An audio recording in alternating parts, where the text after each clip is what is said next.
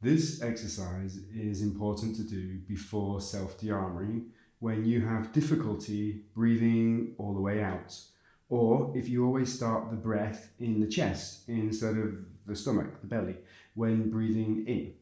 It's also a great warm-up exercise before a holotropic breathwork practice. Many people really feel safe to exhale all the air all the way out.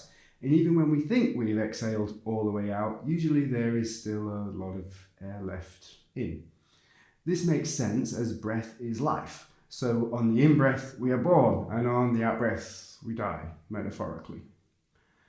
Most people are much better at living and enjoying life than they are dying. But a few people like the dying breath more.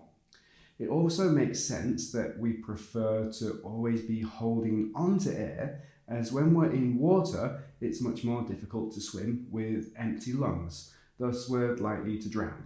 So the safest muscle memory to entrain the body with is one where there is an abundance of air, of oxygen in the body.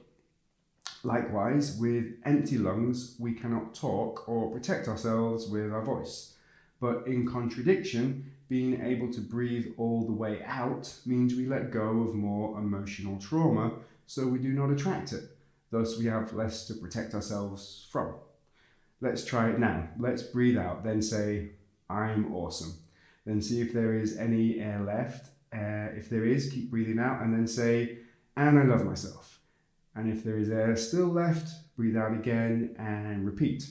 Keep doing this until our lips move, but no one can hear what we're saying. Let's try. I'm awesome.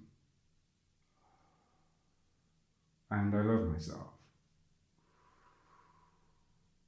I'm awesome. And I love myself. Slightly strange exercise, but it's building us up to the next one. Learning to take multiple breaths out without breathing in. So let's repeat it. For people who already have a good breath and lung capacity, probably very little is happening. But for those who never breathe out all the way, these exercises can make a lot shift inside our gut. So here we go. I'm awesome. And I love myself. I'm awesome. I love myself.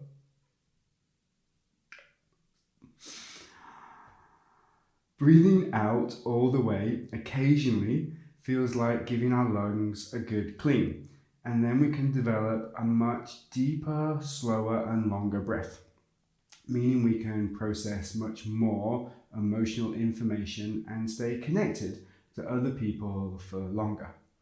Another exercise you can try for yourself later is to take small, shallow and almost rapid inhales and exhales when communicating with family or friends, mainly when they are talking and you are listening. Try it a few times for quite long periods and see how connected you feel to this person, if empathy was present. Then do the same with very long inhales and exhales with slow, long and deep breathing, 3-part yogic breathing, and notice the emotional difference when listening to people. Before we practice with the next empty the lungs out exercise, I want you to count your relaxed breath on your fingers. Count in on the inhale and then count it out on the exhale. Repeat it a few times until you have a good deep breath and can equalize the breath and maintain it.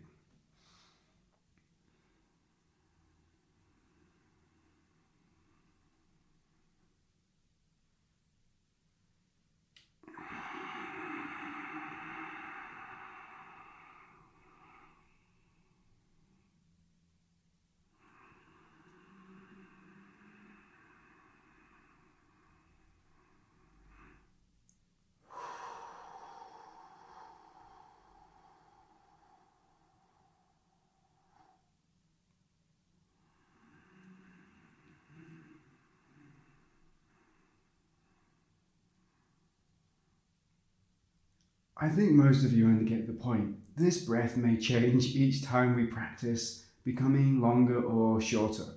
But we all want to be able to reach at least 8 seconds. 8 seconds in and 8 seconds out.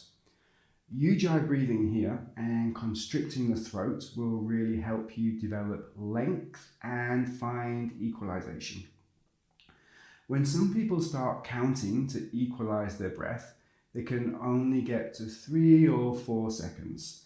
Generally, these people have a lot of trauma, but everyone I've worked with eventually manages much more.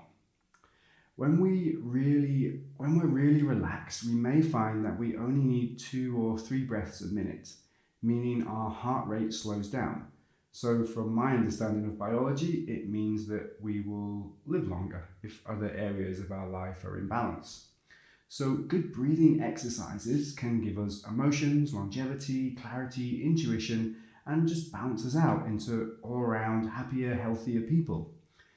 There are many and various theories on breath counting, some with scientific evidence in relation to regulating the heart. For example, the 5.5 breathing, 5-5-5 breathing, 4-7-8 breathing, square breathing, box breathing, straw breath for anxiety, straw breathing for ejaculation control, 4-6 breathing, 6-3-6-3 breathing, 3-6-9 relaxation breathing, and the 3-9-6 breathing for reducing anger. All these methods are and undoubtedly have some truth in them, but for me, sometimes science goes a step too far, trying to rob us of our human potential by defining us too tightly, telling people like Wim Hof and the great Buddhist Shaolin monks that they are impossibilities. I definitely believe in mind over matter, but beyond that, I believe in love over fear, and very often heart over mind, at least a good heart, as this is how miracles occur. So to recap on what's relevant in our work today, generally the longer our natural breath, the more emotions we will feel. Our emotions and those of others as we develop more empathy and intuition. If you plan to become a therapist and practitioner in Kundalini bodywork, then this is essential. Now we will practice taking 3 breaths out in 1. I'll demonstrate first, as it often happens in recording this course. I will probably look a bit silly, and then you can do it afterwards with me. Remember that on the second exhale to get the tongue all the way out of the mouth, and the third exhale, mimic the movement of being punched in the stomach. Okay, time to do it.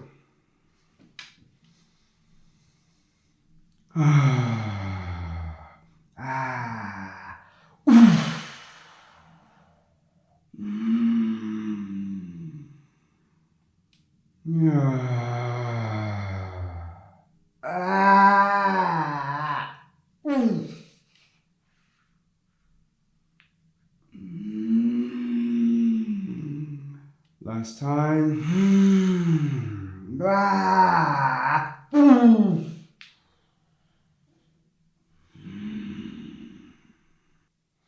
After practicing this exercise and then moving into self-de-armoring, you should start to see a much slower breath develop. If not, then practice this breath in between the 3 emotional release exercises. Now you're starting to develop a mixture of breathing and other exercises that you can combine together and practice at different times before moving into a self-de-armoring and energetic bodywork and Kundalini bodywork practice.